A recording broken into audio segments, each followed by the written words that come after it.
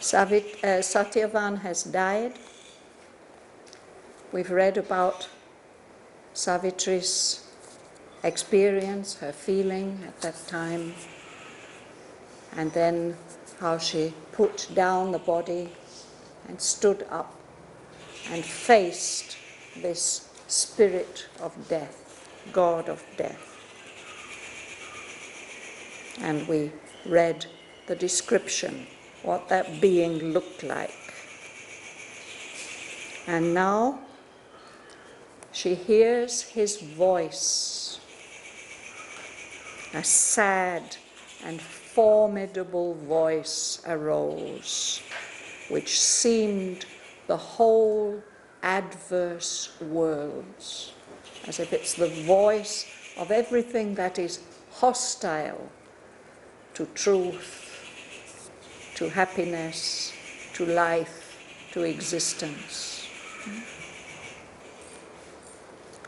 Unclasp, it cried, thy passionate influence, and relax, O slave of nature, changing tool of changeless law, who vainly writhes to rebellion to my yoke.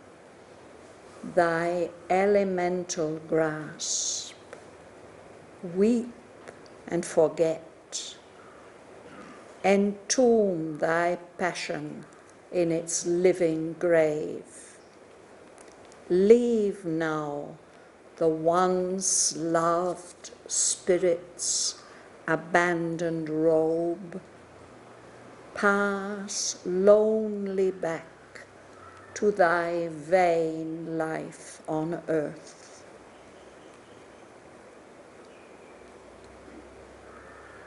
It ceased.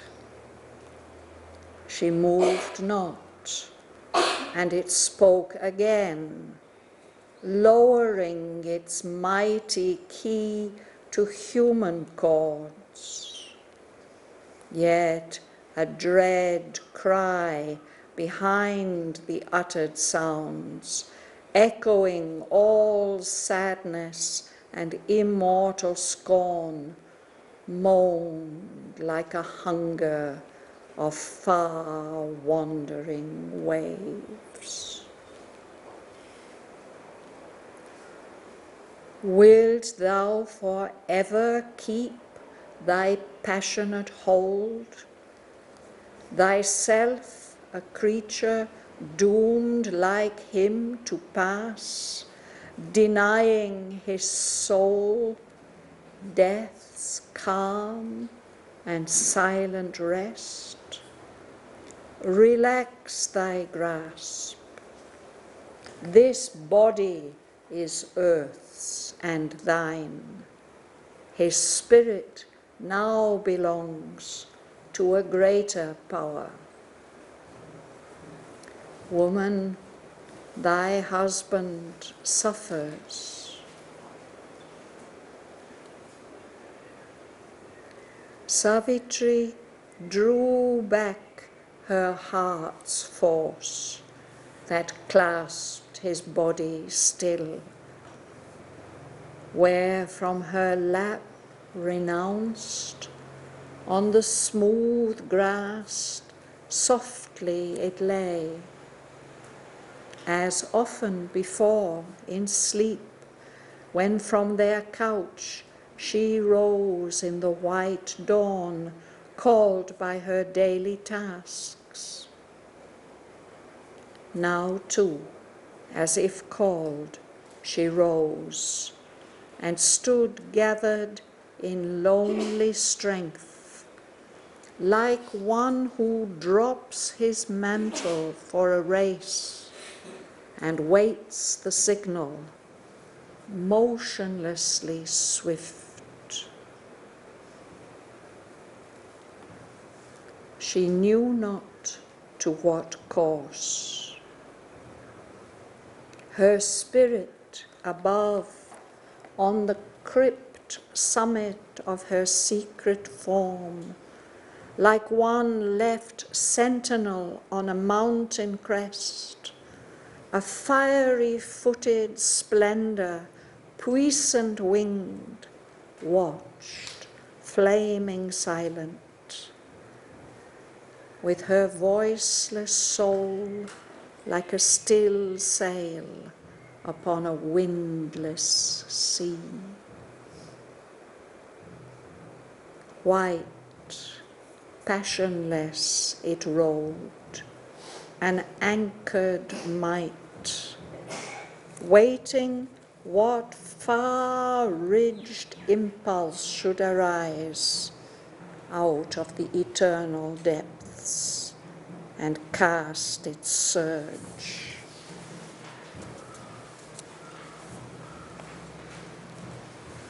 Then Death, the king, leaned boundless down, as leans night over tired lands, when evening pales and fading gleams break down the horizon's walls, nor yet the dusk grows mystic with the moon.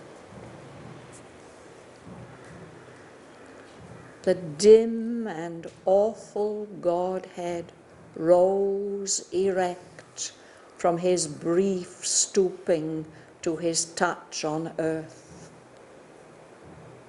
and like a dream that wakes out of a dream, forsaking the poor mould of that dead clay, another luminous Shraddhavan arose, starting upright from the recumbent earth, as if someone over viewless borders stepped, emerging on the edge of unseen worlds. In the earth's day, the silent marvel stood between the mortal woman and the God.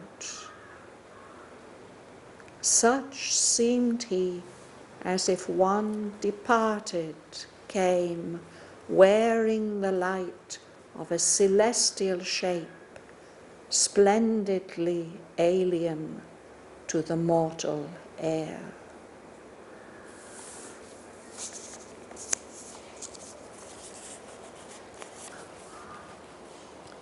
You'll begin, Rosa.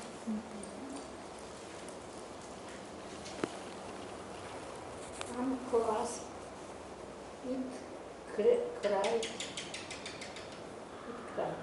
thy passionate influence held the lot of nature, changing to of changeless law, who vainly writes rebellion to my yoke, thy elemental grasp, weep and forget. Yes.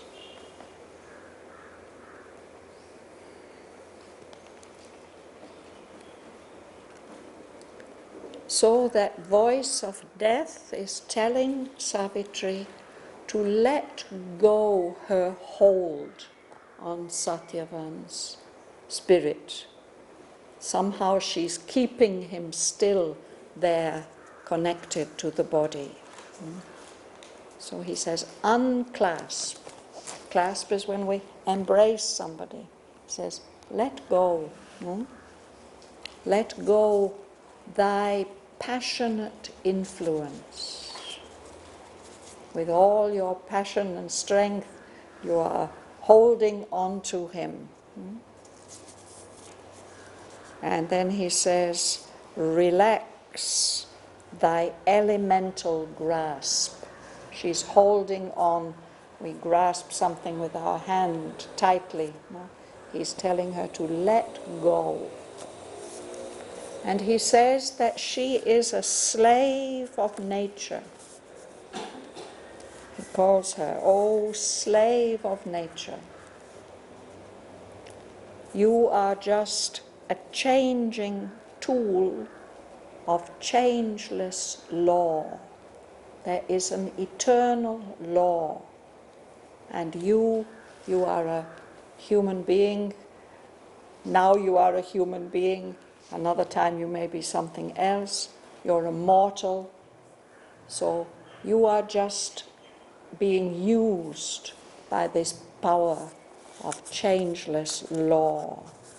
So don't try to escape from that law.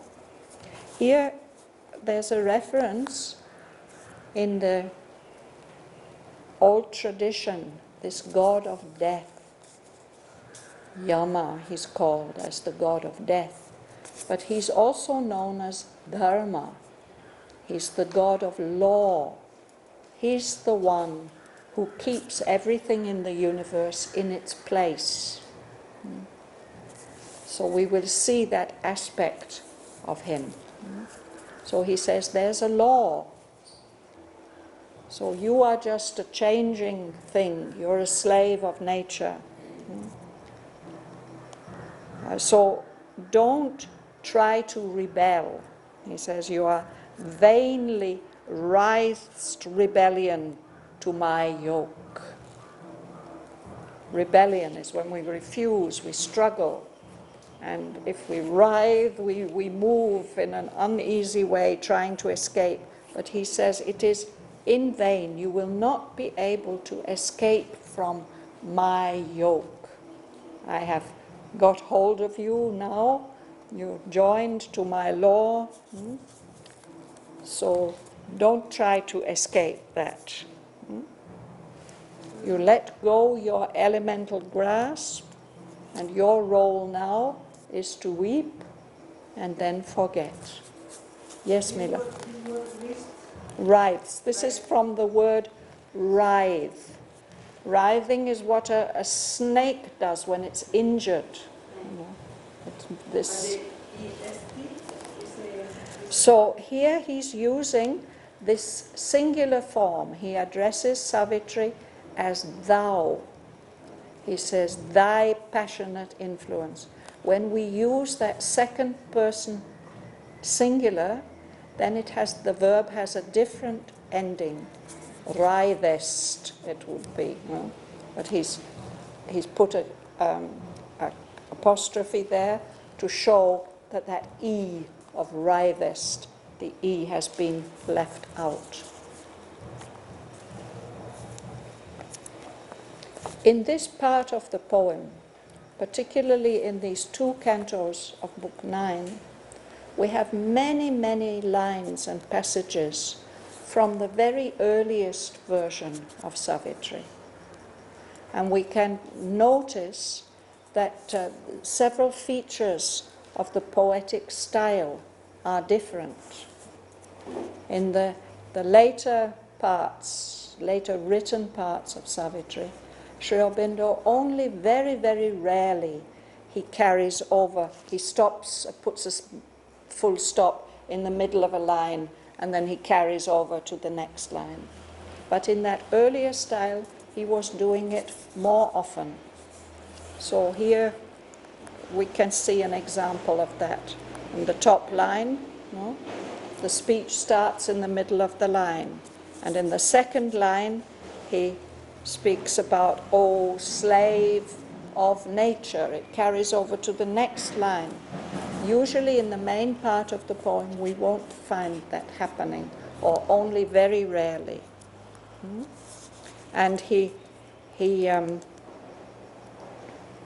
uses this verb here at the end of the second line. He says, relax. And then it's 3 more lines before he tells us her what she has to relax. Relax thy elemental grasp. Shraddhavan, I have one question. Why that we are all slaves of the nature? We are all slaves of nature. All we mortal beings are slaves of nature. It's only in our inner being. So he is addressing her as a mortal being, just as a human woman. But just a question. And that is something that happens when a loved one dies. It very often happens that with our human emotions we cling on. And really we should try not to do that.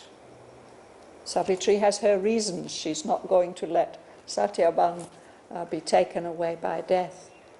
But the person then, the soul, may suffer if it's being held on to by many people, weeping and crying and holding on with their feelings when it needs to go further.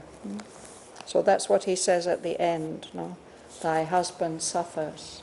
And when he says that, then she lets go immediately.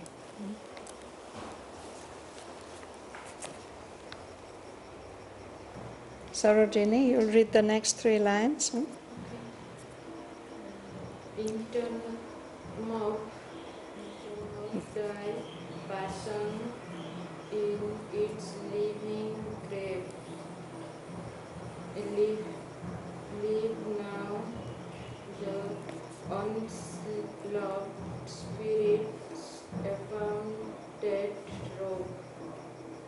Pass lonely back to the vain life on earth. So he says, entomb thy passion. Put it into yourself. No, don't project it. Don't hold on to Shraddhavan. Your body is like a living grave now. The grave where we bury a body. Entomb something in a grave. A grave is a tomb. All your strong feelings now, you have to let them go. You have to let go. He says, now leave, let it go. This body, the abandoned robe of the once loved spirit. Shraddhavan is the once loved spirit. His body is just a robe which he has let go of. It has fallen off. So his death says to her, let that go now. And you return alone, lonely, go back to your life on earth. And he's always telling that our life on earth is something useless and illusory, the vain life on earth. You are still alive. You can go back to that vain life. You have to leave him.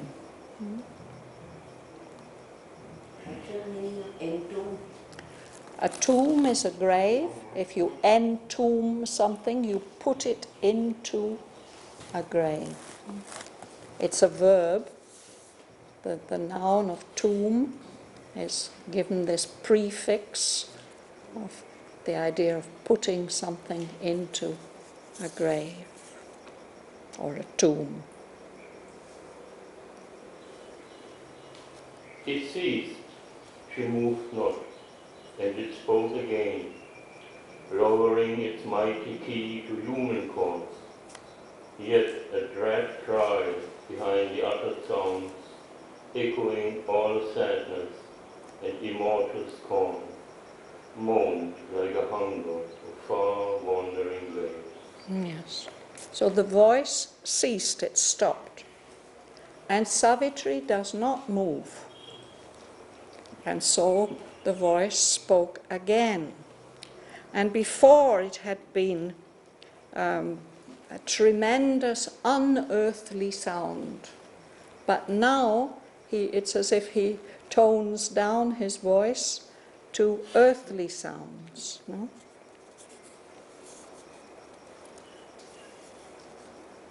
Lowering its mighty key.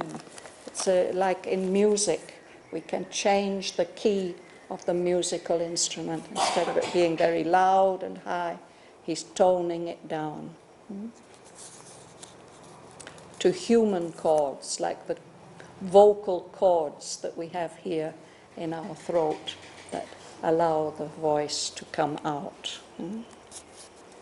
And yet, behind that sound which comes out, which sounds more like a human voice, Sri Aurobindo says that Savitri can hear a kind of echo or an undertone or overtone, a dread cry, a terrible sound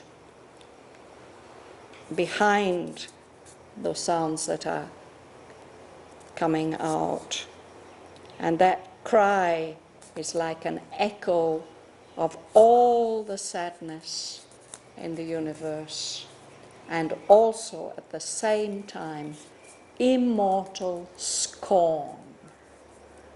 Scorn is when you really despise somebody or something. So that God of death, he has no respect at all. He mocks the sufferings and the sadness of human beings, and that sound is in his voice. So that cry which is behind what he says, Sri Aurobindo says, it sounds like a sea, like a hunger of far wandering waves, as if we hear the sound of a stormy ocean in the distance, and it's as if that ocean wants to drown everything, to swallow everything up. That's the sound that she hears. And then come the words, Bhavana.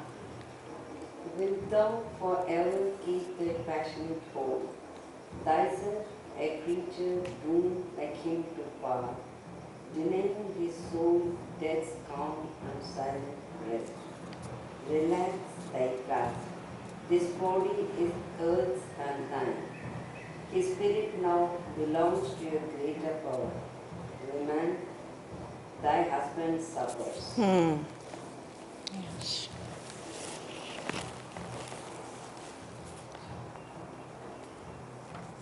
So here we have this second person singular, wilt thou. In our ordinary speech, it would be will you. And here this will means, do you want? Do you want to hold on forever in this way, in this passionate way? Are you going to keep holding on like that? You, thyself, you yourself are a creature who is doomed to pass, doomed to die, just like him. You can't hold on to him forever. And as long as you are holding on to him, you are preventing him from experiencing the calm, the peace, and silent rest of death, denying to his soul death's calm and silent rest. And again he says, relax thy grasp, let go. This body of Satyavan, belongs to the earth and to you. You can do what you like with it. But his spirit now belongs to a greater power. And then he tells her, your husband is suffering. And then she lets go.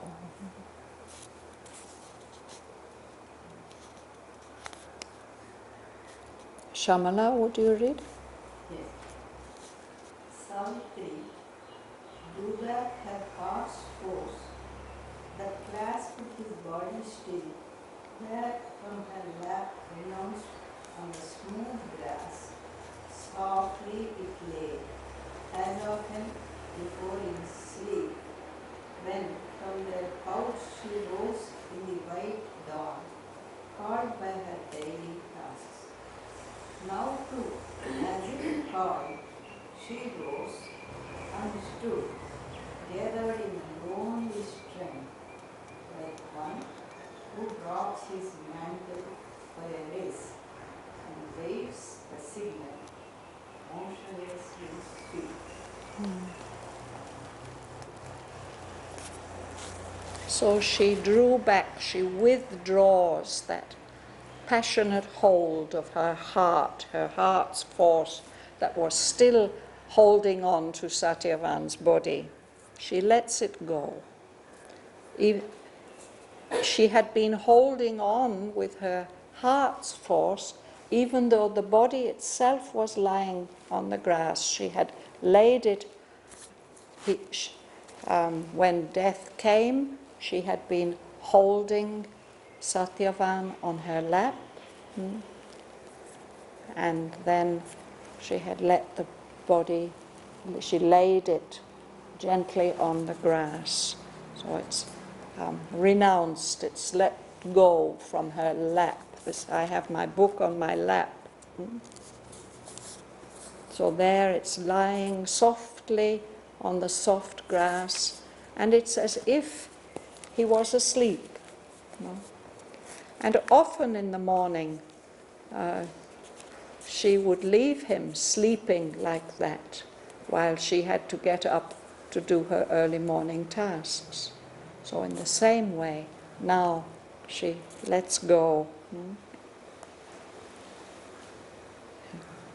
When from their couch, their bed where they slept, she would get up in the white light of dawn because she had all her daily work to do, her work of broom and jar and well, all that kind of household tasks. So now too, it's as if somebody has called her. In the early mornings it was as if her tasks, her duties called her. Now it's as if somebody calls her, and she stands up and stood erect, gathered in lonely strength. We read before, no, the great are strongest when they stand alone. And he says that she's like somebody who has to take part in a race. And the signal has been given that now the race will start, but not yet the go signal. No? So the outer covering has dropped off. She's ready to run her race, waiting for the signal. So all that energy, swiftness of the runner who must run his race, it's gathered there, motionlessly swift. She's not moving at all, but all that swiftness is held there, ready to move.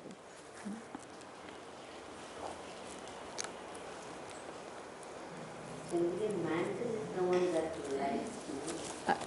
Yes, you have a mantle on a light, but it's another word for a coat or a cloak, an outer covering.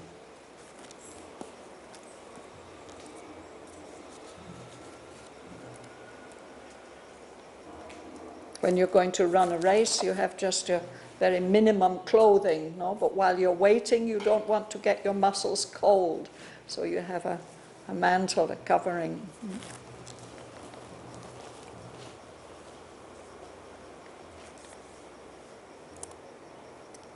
Is it Ganga Lakshmi's turn? She knew not to what course his spirit to go. On the great summit on a sacred fall, like one left sentinel on the mountain crest. The fiery footed splendor descent wind, watched them in silence, with a voiceless soul, like a still sign of a windless Like a still sail sail. upon a windless sea. Sail. So she does. She's like a runner, but she doesn't yet know where she has to run. She knew not to what course. Where will she have to go next? Above her, her spirit is watching. On the crypt summit of her secret form. That means not her earthly body, but her subtle body. The summit is the top of the mountain. The crypt is usually down in the basement. It's below. But perhaps here it's like secret, something that is hidden, something that's cryptic, is mysterious and difficult to understand. So her spirit, she feels her spirit above her on this hidden secret summit of her secret form. And that her spirit is like somebody who's on guard, a sentinel, a guard who is watching. And it's like a great angel. It has fiery wings and, powerful wings and fiery feet, flaming feet. And the sentinel, her spirit itself, is flaming, but it's silent. And within her, her voiceless soul, her soul is also silent, is like a sail, the sail of a little boat on a vast sea. And there's no wind in that sea. The sail is not moving. It's completely still. And the next lines continue that image of the little boat on the sea. Uday. Great passionless dread and anchor might, waiting what for rage impulse should arise out of the internal death and pass its sorrow. So we talk about a ship riding at anchor when it is not moving. Of course, normally when we want to, when we're not using the boat, we tie it up in a harbor. But if you can't do that, if there's no harbor, you may have to cast your anchor so that the boat will remain more or less in the same place, unprotected by the land. So here's the image of a wide sea and a little white sailing boat, white sailed boat. It's anchored, it's fixed firmly, it's not drifting, it's not lost. It's white, passionless, peaceful, an anchored might, strength, firmly fixed. This is her soul, waiting. It's waiting, it's expecting that there will be a big wave coming. What far-ridged impulse should arise, like a tsunami coming, a great wave coming. And she knows that surge is going to come, rising up out of the eternal depths of this sea where her soul is riding. And that wave will show the way to go. A surge, it's a big wave carrying, that will carry her where she has to go. She's waiting very, very quietly and calmly, the spirit on watch, the soul quiet, pure, waiting. What will come next? Varadarajan.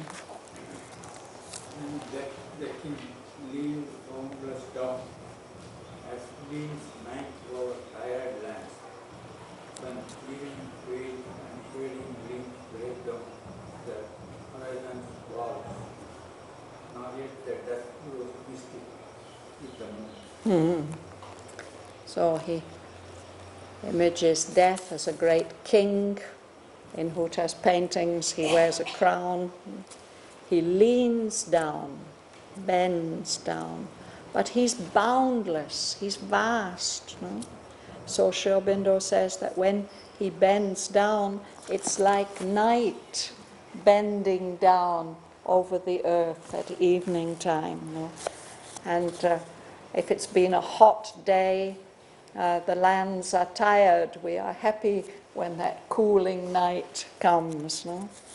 When evening pales, it becomes, all the colors die away, it becomes paler and paler. And there may be some faint gleams of sunlight, but that's fading away on the horizons, on the horizon. So we can't anymore see that line, that wall of the horizon. There's night above and night below. And he says it's like before the moon rises. Nor yet the dusk, the dark twilight grows mystic, mysterious. There's something very beautiful when the moon comes, no? But it hasn't come yet. So only darkness as night leans down. That's the image he gives for this bending down of death.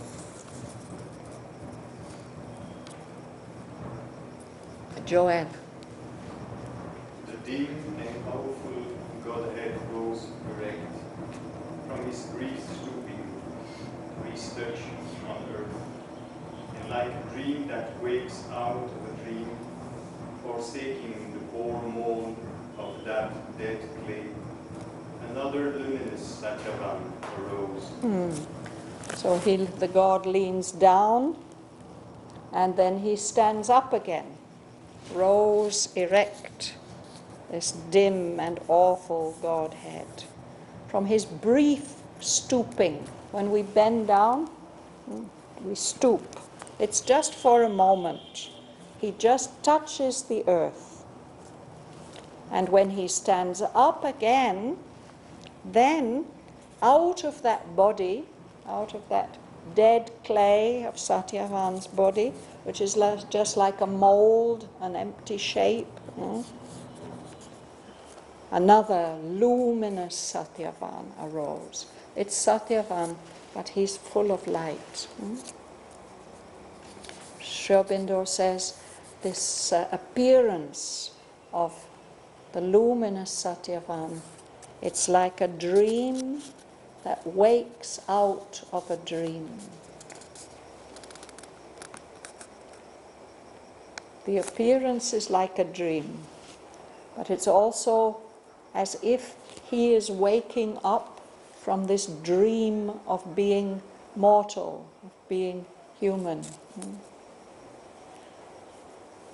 Very evocative, suggestive lines. He, starting upright, it's as if suddenly this luminous Shraddhavan arose from the recumbent earth lying down. And it's not only that earth is recumbent, but that earth of his poor dead body is also recumbent, lying down. And it's as if someone has stepped across some borderline that we can't see. And he's come out, he's emerged on the edge of unseen worlds, uninvisible worlds. What is means recumbent? Sorry, recumbent, it means prone, lying flat, lying down. Praveen, you would read? In the earth's day, silent marvel stood between the mortal woman and the god. Such seemed he, as if one departed came, wearing the light of a celestial shape, splendidly alien to mortal air. So this luminous Satyavan is visible in the earth's air, in the physical air. And this silent, marvelous, luminous Satyavan is standing there between Savitri, the mortal woman, and the gods. And he seems like a ghost. He seems as if somebody who has left this world comes back wearing the light of a heavenly shape. And that heavenly shape and the light, that heavenly light, is alien, strange. It doesn't belong to our mortal air. But it's splendid, it's glorious. So even in the daylight of earth, it's the middle of the day, it's noonday. That light can be seen shining. Andres. The mind sought things long loved and fell back foiled. From unfamiliar hues, beheld yet longed, by the sweet, radiant form unsatisfied. Incredulous of its too bright hints of heaven. Too strange the brilliant phantasm to life's clasp. Desiring the warm creations of the earth, reared in the ardor of material suns, the senses says in vain a glorious shape. Only the spirit knew the spirit still, and the heart divined the old loved heart, though changed. Yes.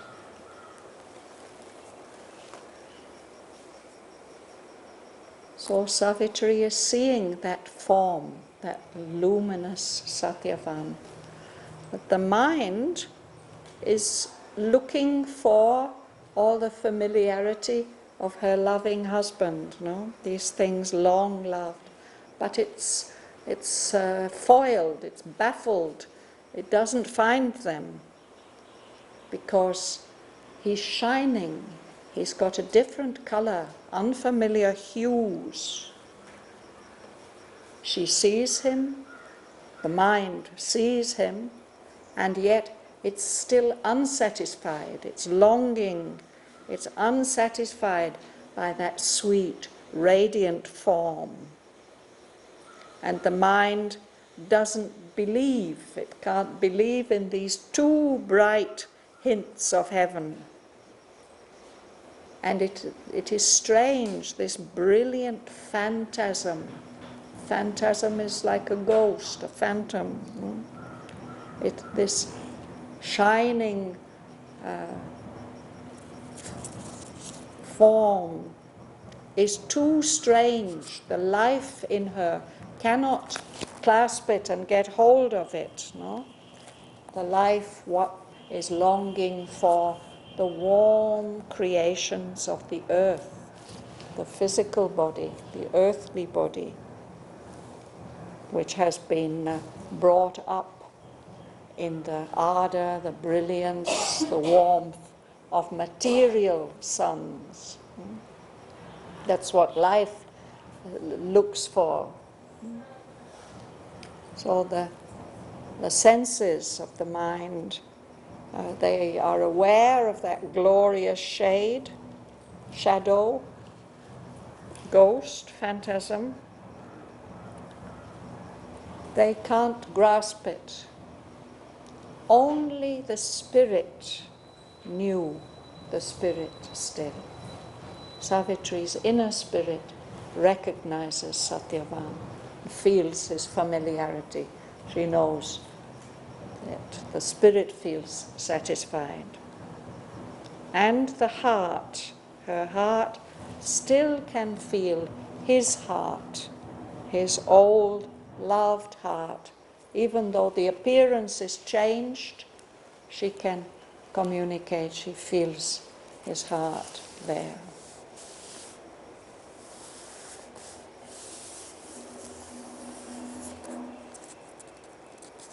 Sergei.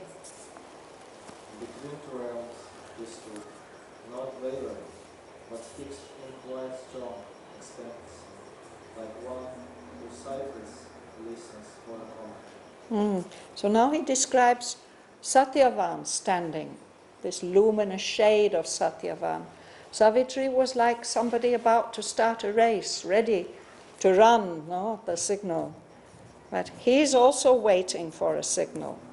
He's standing between two realms, the earthly realm and the other world.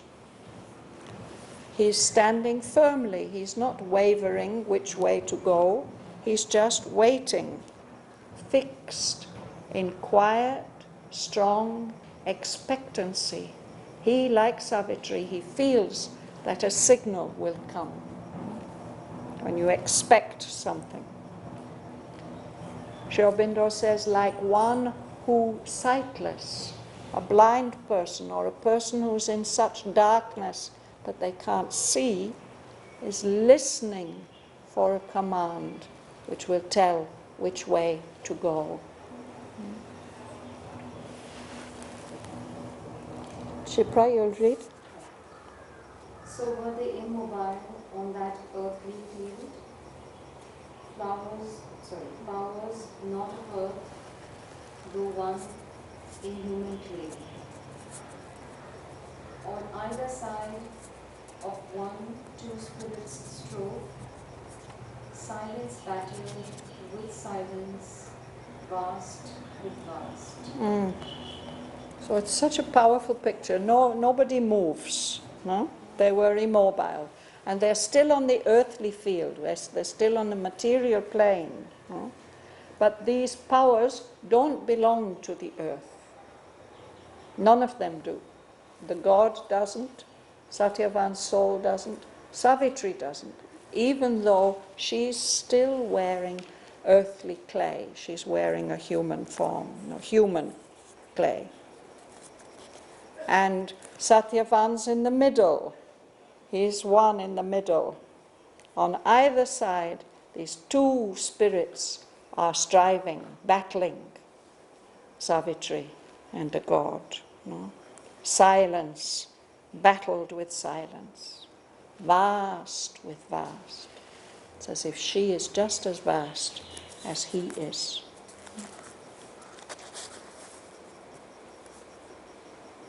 Mila.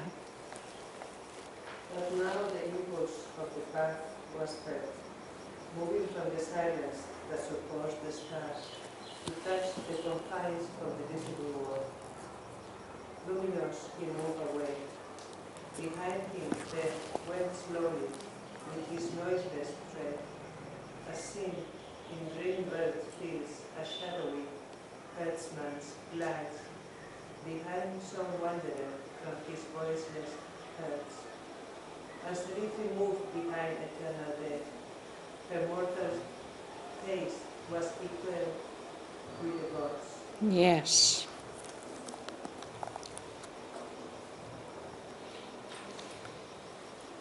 So it is Satyavan who moves. He feels the impulse of the path. There must be some kind of gravity or push of the path that he has to follow.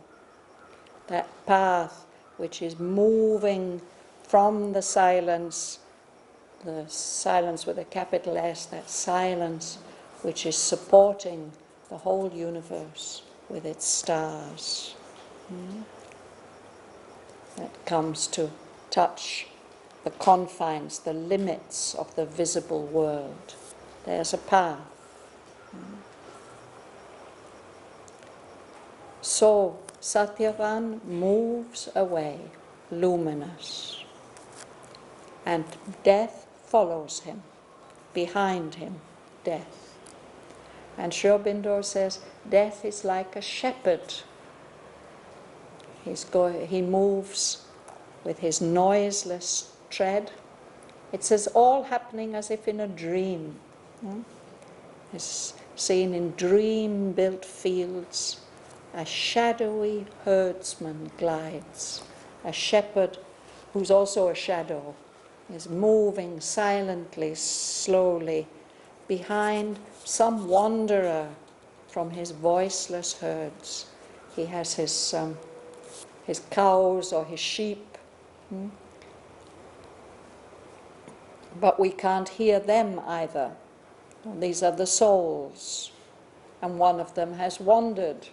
So now the shepherd or the herdsman has to get that one animal moving in the right direction. It's like that, and he does it by moving behind him. He guides from behind. So Shraddhavan moves, death moves, and behind Savitri moved behind eternal death. She follows him. And her mortal pace was equaled with the gods. She can keep up with him. She's still in her body, but she can keep up with the god. Parry, you'll read the last 3 lines, please. All as she travelled in her long steps, planting her human feet where his had trod, into the perilous silence beyond. So this is the picture. Shraddhavan, death, Savitri following. She also doesn't say anything. She's silent. She's putting her feet where Shraddhavan's have. She's following him. No? She's planting her human feet where his had trod and following him into those perilous silences beyond, full of danger.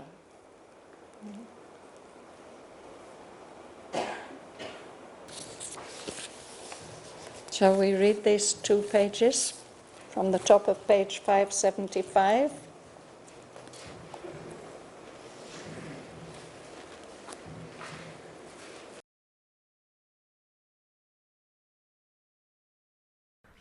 Unclasp, it cried, thy passionate influence, and relax, O slave of nature, changing tool of changeless law, who vainly writhest rebellion to my yoke.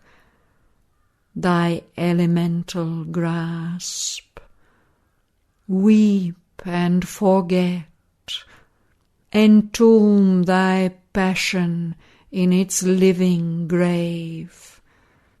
Leave now the once loved spirit's abandoned robe.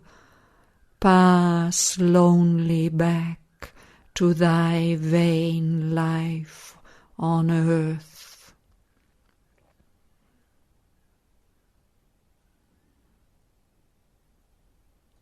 It ceased. She moved not, and it spoke again, lowering its mighty key to human chords. Yet a dread cry behind the uttered sounds, echoing all sadness and immortal scorn, moaned like a hunger of far-wandering waves. Wilt thou forever keep thy passionate hold, thyself a creature doomed like him to pass, denying his soul death's calm and silent rest? Relax thy grasp. This body is earth's and thine. His spirit now belongs to a greater power. Woman, thy husband suffers.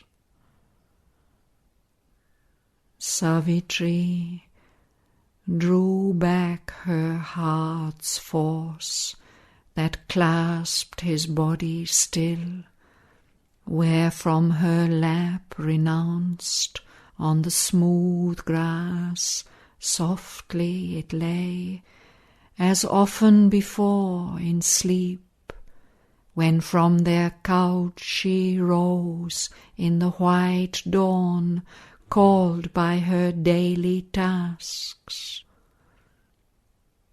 Now too, as if called, she rose, and stood gathered in lonely strength, like one who drops his mantle for a race and waits the signal, motionlessly swift. She knew not to what course. Her spirit above, on the crypt summit of her secret form, like one left sentinel on a mountain crest, a fiery-footed splendour, puissant winged, watched, flaming silent, with her voiceless soul like a still sail upon a windless sea. White, passionless, it rode, an anchored might, waiting what far-ridged impulse should arise out of the eternal depths and cast its surge.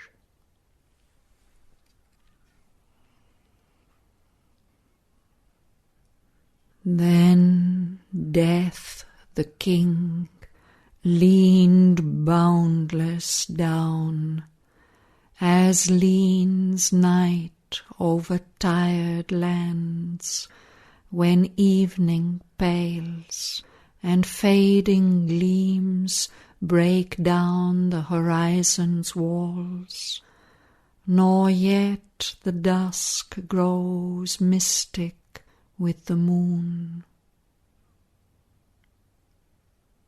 The dim and awful Godhead rose erect from his brief stooping to his touch on earth, and like a dream that wakes out of a dream, forsaking the poor mould of that dead clay, another luminous Shraddhavan arose, starting upright from the recumbent earth, as if someone over viewless borders stepped, emerging on the edge of unseen worlds. In the earth's day, the silent marvel stood between the mortal woman and the God. Such seemed he, as if one departed came, wearing the light of a celestial shape, splendidly alien to the mortal air. The mind sought things long loved, and fell back foiled from unfamiliar hues, beheld, yet longed, by the sweet radiant form unsatisfied, incredulous of its too bright hints of heaven. Too strange the brilliant phantasm to life's clasp, desiring the warm creations of the earth, reared in the ardour of material suns. The senses seized in vain a glorious shade. Only the spirit knew the spirit still, and the heart divined the old loved heart, though changed. Between two realms he stood, not wavering, but fixed in quiet, strong expectancy, like one who, sightless, listens for a command. So were they immobile on that earthly field, powers not of earth, though one in human clay. On either side of one, two spirits strove. Silence battled with silence, vast with vast. But now the impulse of the path was felt, moving from the silence that supports the stars to touch the confines of the visible world. Luminous he moved away. Behind him death went slowly with his noiseless tread, as seen in dream-built fields a shadowy herdsman glides behind some wanderer from his voiceless herds. And Savitri moved behind eternal death. Her mortal pace was equalled with the gods. Wordless she travelled in her lover's steps, planting her human feet where his had trod, into the perilous silences beyond.